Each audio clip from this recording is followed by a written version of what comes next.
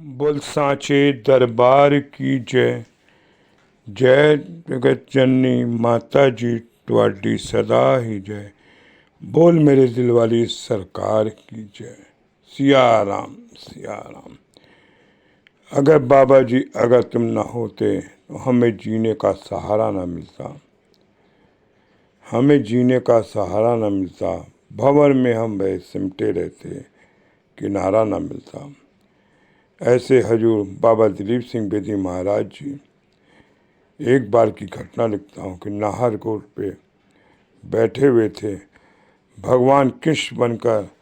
संगत जी सुदामा की बात को भी समझ लेते थे। कहते हैं कि सुदामा अपनी पोटली में अपनी पत्नी के चावल लेके बांध के गया था और हिम्मत नहीं हो रही थी कैसे दूं। ऐसे ही संगत जी नाहर रोड पे सुबह का अमृत वेला का सत्संग चल रहा था। संगतें बड़ी दूर दूर से दर्शन करने के लिए आ रही थी। 56 प्रकार के व्यंजन परोस रही थी संगत जी। बड़े बड़े अमीर प्रसाद लेके आ रहे थे। उसमें से एक संगत प्रकाश कौर बापू बाजार से संगत जी 2 पैसे की उसने मूली ली और अपने आंचल में छिपा ली। संगत जी वो भी भीड़ की लाइन में खड़ी हो गई और सोचने लगी कहाँ लोग इतने प्रकार के व्यंजन लेके आ रहे हैं और मैं मूली लेके जा रही हूँ। संगत जी जैसे ही उसका नंबर आया, हजूर जी को दंडवत प्रणाम किया तो हजूर जी कहते हैं प्रकाश आंचल में क्या छिपा के लेके आई है, ला मुझे दे दे।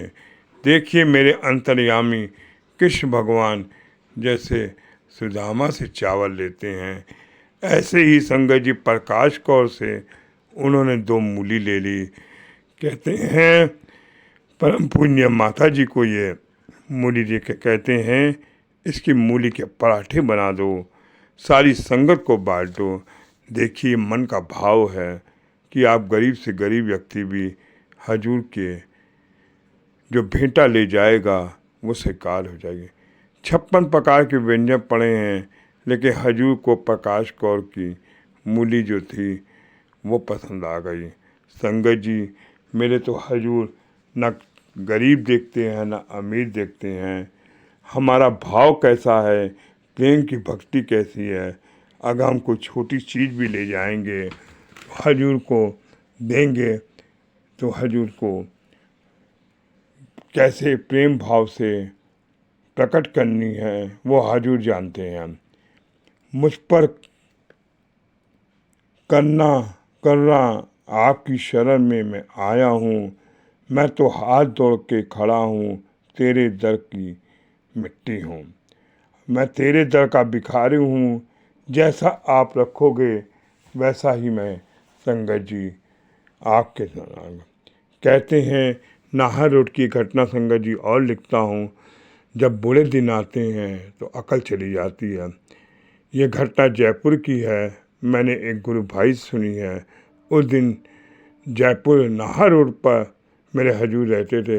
हमारे गुरु भाइयों के एक नज़दीकी रिश्तेदार जिनका नाम अनंत राम था वो साधुओं का बड़ा ही मजाक करते थे और बात बात पर मेरे हजूर की शान पे जहाँ भी बैठते वो निंदा कर देते थे। ये घटिया अक्षर इस्तेमाल करते थे। हजूर के इकबाल शान को देखकर जलते थे। बहुत लोगों ने उनको समझाया कि हकीर की निंदा मत करा करो, पर आगे मजाक में टाल देते थे क्योंकि मेरे हजूर उन दिनों सट्टे का व्यापार करते थे। व्यापार में नफ़ा नुकसान होता था। दूर दूर से संगत दर्शन करने आती थी, भेंटा पूजा लाती थी और वो देखकर चल जाता था और निंदा करा।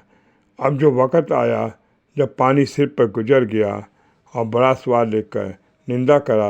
एक दिन आदर्श नगर के पास वो अपने दोस्तों साथ मजाक में हजूर के चटकारे की निंदा कर रहा था। उस समय मेरे हजूर नाहर रोड पर विराजमान थे। 2 आदमी हजूर जी के पास बैठे थे। हजूर जी को अचानक जोश आ गया। फरमाया अच्छा तो ले, काफ़ी से अभी तेरी ज़बान बंद कर देता हूँ। और उस तरह से हजूर जी ने ताली बजाई और अभी अभी तेरी ज़बान बंद करता हूँ। ऐकर हजूर जी ने जैसे ही ताली बजाई, क्या हुआ, उसका जबड़ा खुला ही रह गया और मुंह बंद ही नहीं कर पाया। हे दोस्तों, जब हजूर की आप निंदा करोगे तो घबरा कर संगत जी हजूर की निंदा मत करिए। हजूर वो शक्ति है कि क्या कह सकते हैं। उसकी बहन घबरा कर घर पहुंची। घर वालों ने देखा कि उसका जबड़ा बंद हो गया। मैंने किसी से सुना है उन दिन जयपुर में हो रहे थे, उनके ससुराल वाले महाराज जी के पास नाहर रोड पर पहुंचे, हाथ जोड़कर विनती करी, महाराज जी को क्या हो गया, आप इसे माफ़ कर दो। महाराज जी ने इनकार कर दिया कि मैं इसको माफ़ नहीं कर सकता हूँ, क्योंकि मैं निंदा करने वालों को कभी बर्दाश्त नहीं कर सकता। साथ संगत जी, खुले मुंह से यमलोक को जाने दो, लेकिन फिर भी संगत इकट्ठी होकर हजूर जी के चरणों में बड़ी आजवी से वास्ता दिया और हजूर जी से बड़ी अरदास करी।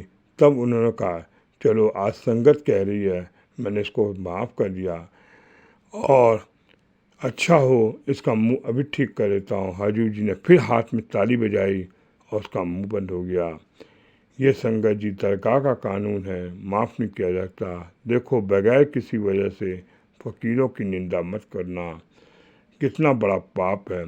ते जी तू ताकत के हे जी तू ताकत की संगत से बच, गुरु निंदा करके कानों से सुन, नहीं तुझे कोई माफ़ नहीं पाएगा। जब तक जीवित है तब तक चारपाई पर वो संगत जी पड़ा रहा, लेकिन वो हजूर के दर्शन करने नहीं आ पाया। तभी कहते हैं मेरे सद्गुरु के बराबर कोई है नहीं। इसलिए सद्गुरु की कभी निंदा ना करो, सद्गुरु का कभी इम्तिहान न लो। मेरे हजूर वो अंतर्यामी हैं जो मन की बातें जान लेते हैं।